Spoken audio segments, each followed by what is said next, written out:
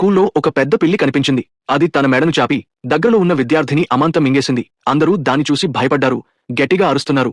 వారి అరుపులు విని పిల్లి తన మెడను మరింత చాపి ఎక్కువ విద్యార్థులను మింగడం మొదలెట్టింది. అప్పుడు ఒక అమ్మాయి తప్పించుకుంటూ పడిపోయింది. ఒక అబ్బాయి వెంటనే వచ్చి ఆమెను లేపాడు. ఆమె పక్కన చూసినప్పుడు ఒక గంట గమనించింది. ఇది వారు జిన్లోకి మొదట ప్రవేశించినప్పుడు చూసిన రూల్ గుర్తుచేసింది. దానిపై పిల్లి మెడలోని రింగ్లో గోల్ వేస్తే ఆట ముగుస్తుంది అని వ్రాయబడి ఉంది. వారు పిల్లి వైపు చూసినప్పుడు దాని మెడలో ఒక బాస్కెట్బాల్ రింగ్ మరియు 9 నిమిషాల కౌంట్డౌన్ మిగిలి ఉందని గమనించారు. అబ్బాయి ఈ విషయం ఇతరులతో పంచుకున్నాడు. అప్పుడు ఒక అబ్బాయి బాస్కెట్బాల్ తో పిల్లి వైపు వచ్చి దాని మెడలో ఉన్న రింగ్లో విజయవంతంగా షూట్ చేశాడు. అమ్మాయి అతనికి గంటను విసిరింది. అతను దానిని పట్టుకుని బాస్కెట్ బాల్ రింగ్లో విసిరాడు. ఖచ్చితంగా పడుతుంది అనుకున్నారు. కానీ ఆశ్చర్యకరంగా పిల్లి గంటను పట్టుకుంది.